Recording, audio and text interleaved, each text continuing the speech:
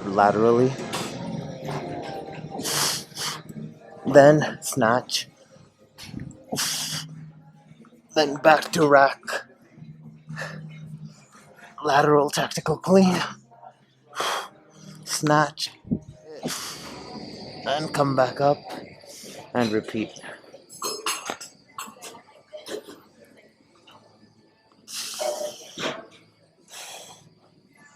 I'm going to do it 8 times.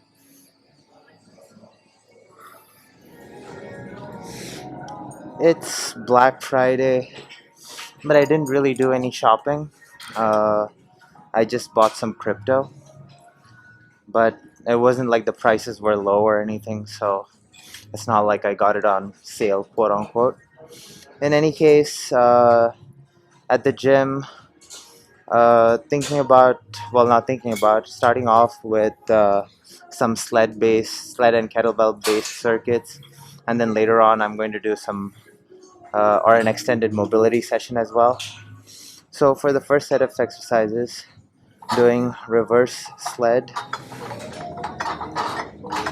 not trying to go too heavy today on the sled movements, but like just heavy enough to where it feels strenuous, but I don't feel extremely exhausted by the time I come back to the start.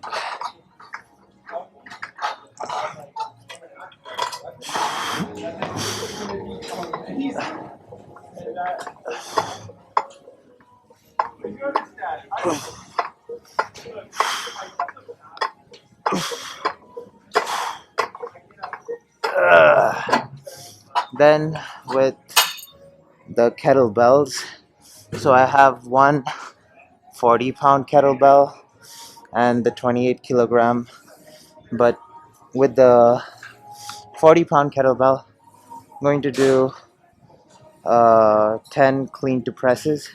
So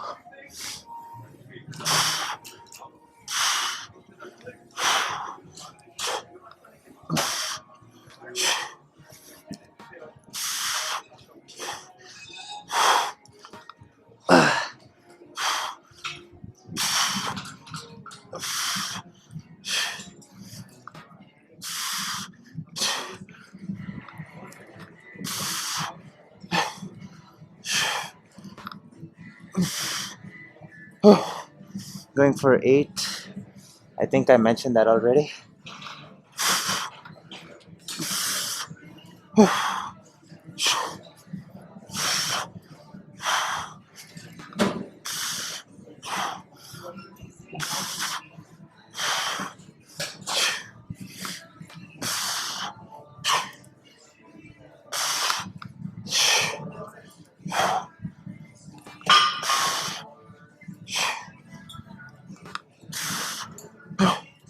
On each rep, I'm kind of taking an account, like self account of how the movement feels and how the form should be.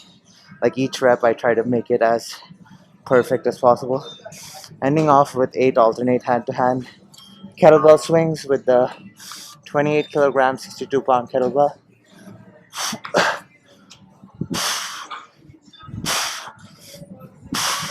One cue that I like with kettlebell swings is to look at the kettlebell the whole time.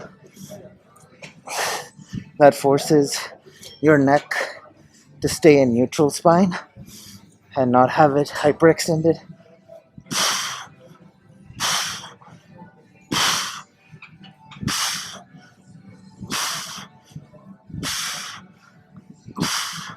Oh.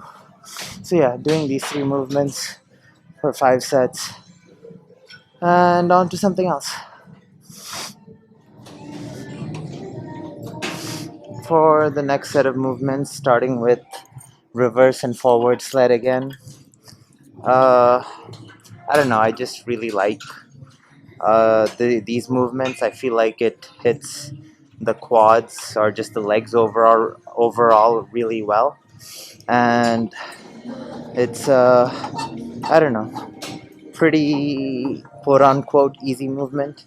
It's difficult in the sense there's a lot of muscles being worked and the weight's reasonably heavy, but the movement itself is very simple. You're just walking backwards while holding the sled. There's not a whole lot of thinking that needs to be done, and at the same time it's really effective as an exercise.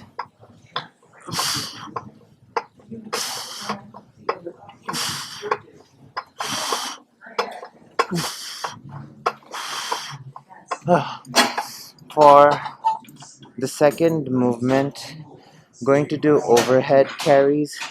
So I'm going to use two 35-pound kettlebells and keep them overhead while I walk back and forth. So shoulder isometrics working over here, some mobility because I have to keep my shoulder all the way extended, a lot of core to help to keep the weight up, and a lot of stabilizers in the shoulders and stuff as well. And then a little the legs to walk back and forth. After I get back, I'm going to go into double rack position and repeat the same thing. So it takes some stress off the shoulders, but the shoulders are still at play. So the shoulders start burning a little at this point, and also the core has been activated for a long time between the two carries. Then finishing off with double or two-handed clean to goblet squat for 5 reps with the 62-pound kettlebell. So looks like this.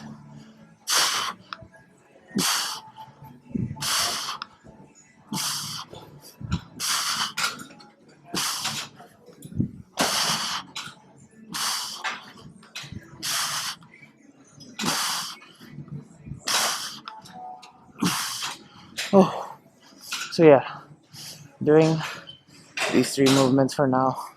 Probably one more sled circuit before I move into something more mobility-esque. For the next set of movements, starting or doing a 3-part kettlebell thing. So going to start with the 28 kilogram 62-pound kettlebell. So I'm going to do a lateral tactical clean with snatch. So it looks like this.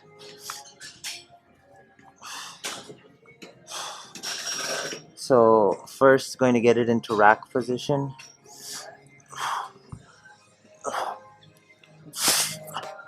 So from rack position, I'm going to do a tactical clean but laterally. Then snatch. Then back to rack. Lateral tactical clean. Snatch. I'm going to do this 3 times on each side.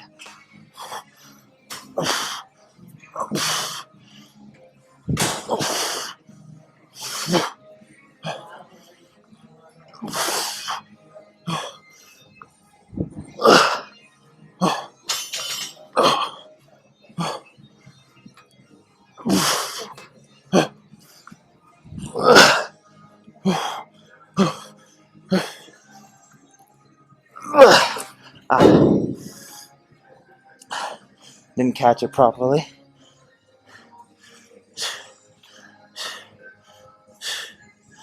Let's try that again.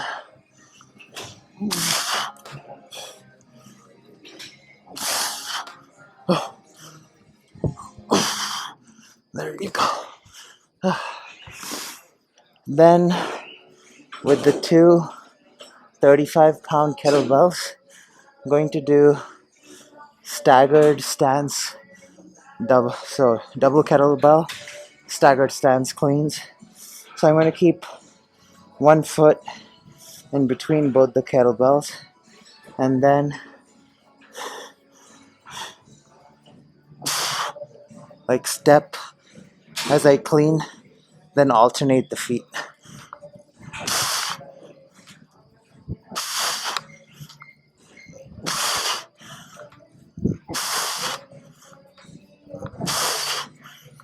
Going for 5 on each side.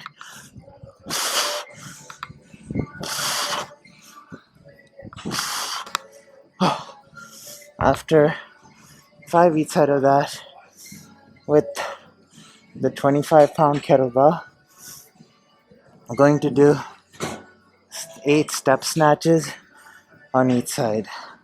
So, looks like this. I'm timing the step at the same time as the snatch.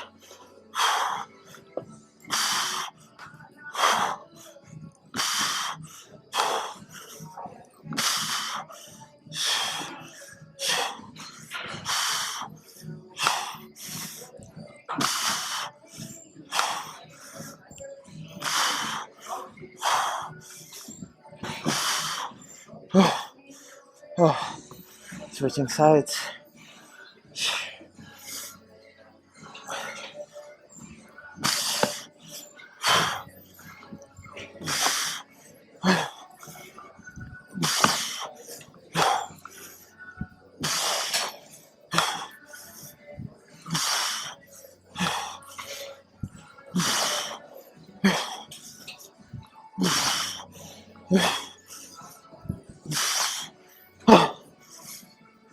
With a lot of these movements, including the sled stuff and all the kettlebell stuff, there's a lot of different muscle groups working at the same time, and that results in like a higher growth hormone release. So the more muscle groups that are involved in a movement, turns out it gives more growth hormone, and that probably should lead to better muscle growth or more like just bigger. I don't know. To me, the way I rationalize things is like gymnasts are, for example, have like really ripped muscular physiques, and they don't do a whole lot of like bodybuilding work. Most of what they do is just stuff that they do on the rings and stuff like that, but they turn out to be extremely jacked. And so I think that as long as you're using your body as a unit and applying reasonable load, you don't have to necessarily do bodybuilding style movements to get muscle growth. You can get it by doing this kind of stuff, which is more quote unquote functional and teaches you to use your body as a unit as opposed to very isolated exercises and quote unquote bodybuilding style exercises. In any case, yeah, going to do this for now, and then some mobility. On to some mobility. So, starting off with what I'm going to call side to side Jefferson curls. So, using a 25-pound kettlebell. Uh, so, a usual Jefferson curl is where you stand straight ahead, kind of curl your spine, bring it up, and then go back down, keeping the legs as straight as possible. With side to side Jefferson curls, what I'm going to do is hold the kettlebell with both hands and then go to either side. And what that'll do is individually stretch one side more than the other, especially the lats. So it looks like this.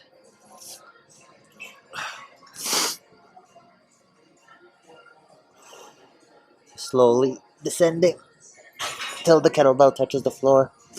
Coming back, then going to the other side. Doing that 5 times on each side.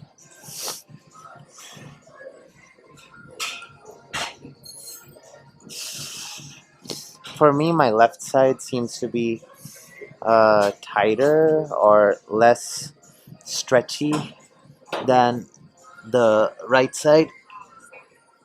So so when I'm going left, my right side gets stretched, and when I'm going right, my left side gets stretched.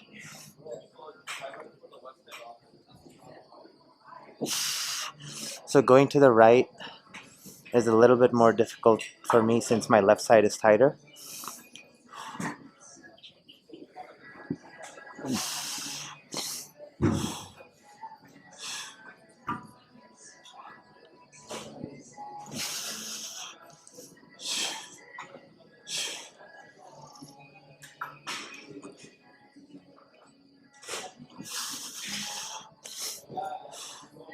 And keeping my feet facing straight the whole time.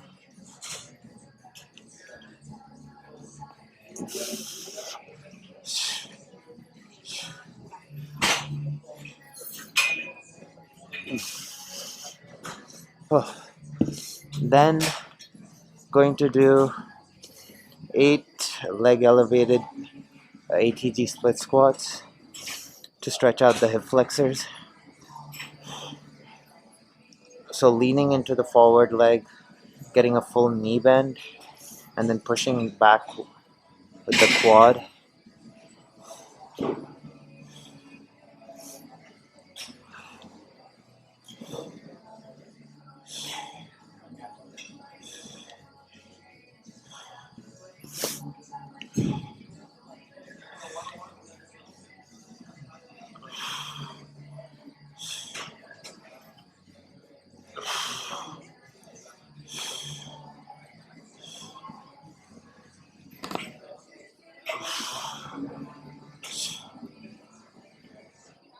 Going for 8 on each side. I don't know if I mentioned that. And also between the first two movements, so the side to side Jefferson curl kind of targets the outer glutes and the posterior chain, and the ATG split squat targets the hip flexors. And so by the end of these two exercises, I've kind of gotten like an all-round mobility or all-round hip loosening kind of feeling, which feels really good after you're done with the exercise, to have your hips feel kind of open and mobile.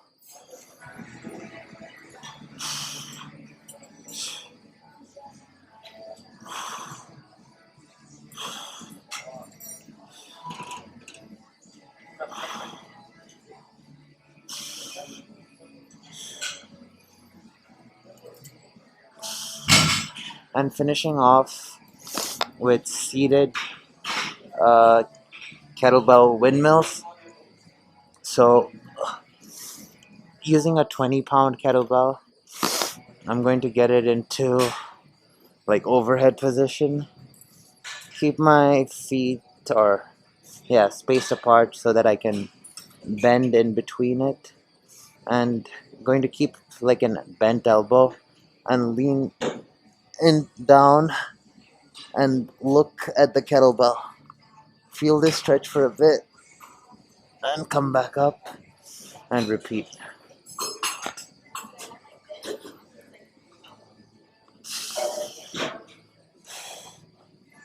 I'm going to do it 8 times.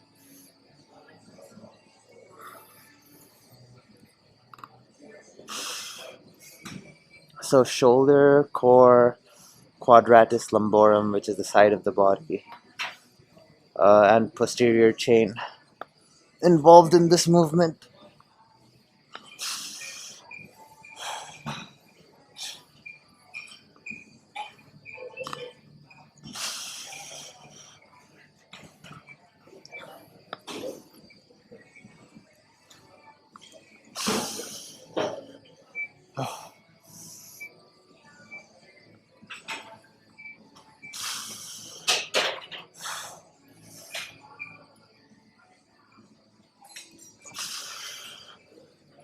Switching sides. I think that's a really good movement, the windmill. Uh, yeah, I don't know. I really feel a lot of muscles working while doing it.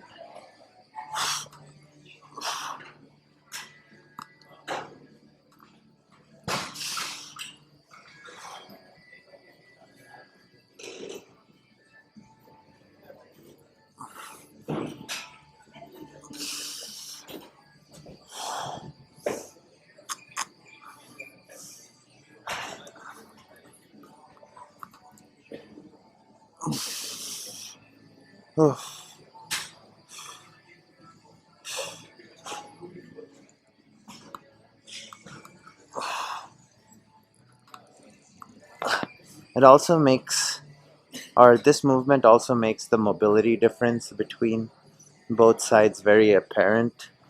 Like, while it might be harder for me to, like, Jefferson curl when my left side is stretched and the side to side movement that I was doing earlier, uh, with this movement, my right side feels more awkward than the left. And that usually kind of tends to be the case, where it's like a zigzag uh, set of imbalances in the body, is what I think usually happens. Like, there's a root cause,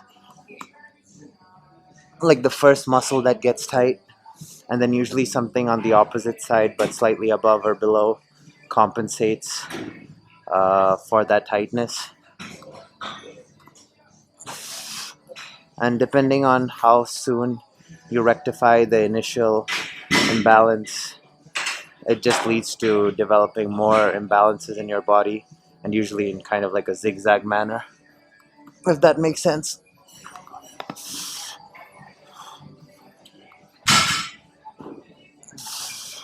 Whew. So yeah, doing this for now. I don't know. I feel like I'm might be developing a cold or something.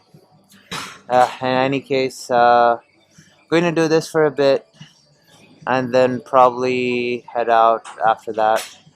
So yeah, that's all for today's video. Probably. But yeah, mobility and a lot of kettlebell stuff. Tomorrow is the weekend, so probably do something more intense or longer tomorrow. Let's see. But yeah, see you all in the next video.